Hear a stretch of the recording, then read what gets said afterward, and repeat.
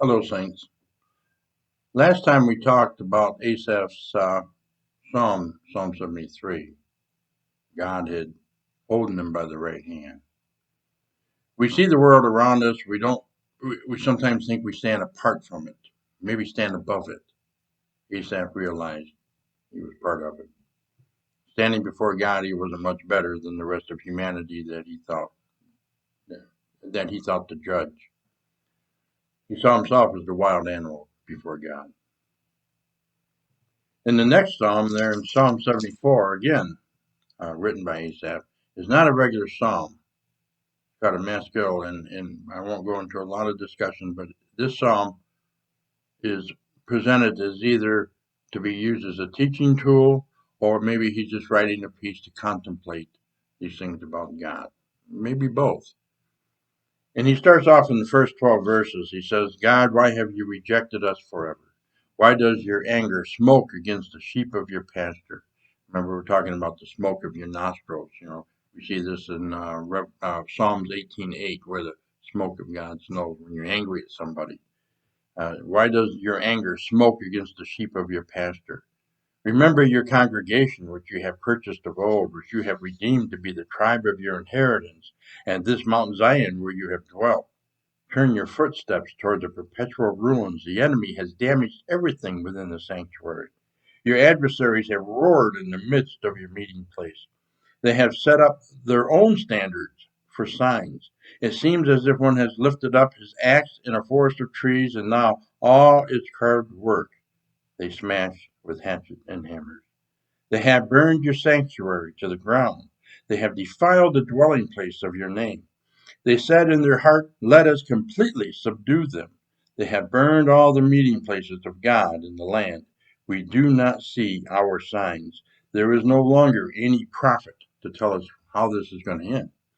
He says, nor is there anyone among us who knows how long. How long, O God, will the adversary revel? How long, O God? That's a familiar line within Adventism.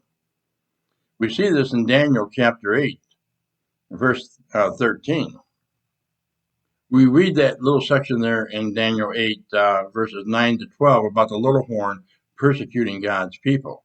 They're suffering a terrible time. This is a pickup of chapter 7, which talks about the persecution of God's people for a time, times, and half a time. First time we see that prophecy. And again, it's kind of repeated here.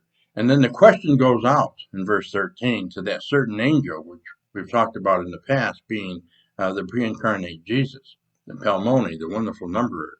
And the question is asked him, how long, O Lord? When will this come to an end? The Hebrew is more technically, till when? At what point will this conclude and the saints are set free? And the answer is given in verse 14 of chapter 8 of Daniel. We see again how long in the book of Revelation, in chapter 6 there of the seven seals. This is the fifth seal there, beginning in verse 9, where the souls of the saints under the altar of sacrifice, have given their life for the cause, to see that the four horses have come along and that God's message isn't seeming to have the effect upon the world that it should have, because it is, after all, the power of God. And they're crying out to God, how long, O Lord, until you judge? When will you restore justice in this unjust world? They're asking the same questions for God to come through for them, for the faithful who see the wicked having their way, just as Asaph's seen here as he looks around at his people, that the wicked are destroying everything they have of God. And so he's asking God, why have you rejected us? It's like a rejection from God. Why have you left us to this damage? How long, O Lord, will the adversary revel, and the enemy spurn your name forever? The same kind of question we're asking today. The same question the souls of the saints under the altar are asking. When is this going to come to an end, Father? When is all things going to be set? This isn't a new question, and isn't just a timely question. It's a question that's been asked across time. Why do you withdraw your hand, even your right hand? The right hand is the main hand. Even your right hand, even the good stuff you withheld from us. From within your bosom, destroy them. He's asking for the enemies of God to be destroyed, for God to be vindicated, and his people avenged. But yet he turns without an answer. He turns in verse 12. Yet God is my king from of old, who works deeds of deliverance in the midst of the earth. Now he gives praise to God, even though he doesn't have an answer. God may not answer you the way you want him to in that timely manner. And the only thing he may show you is a revelation of his character, who he is. Asaph saw everything going around him. He couldn't explain it. There was no prophet to tell him how long this was going to go on. But yet he trusted God. We're all in this crucible of life. This is the quarter's lessons here recently. We're all going through times of testing. When we can't seem to see the end for the beginning, and we ask God, till when? How long is this going to go on? Will we continue to trust him like Asaph?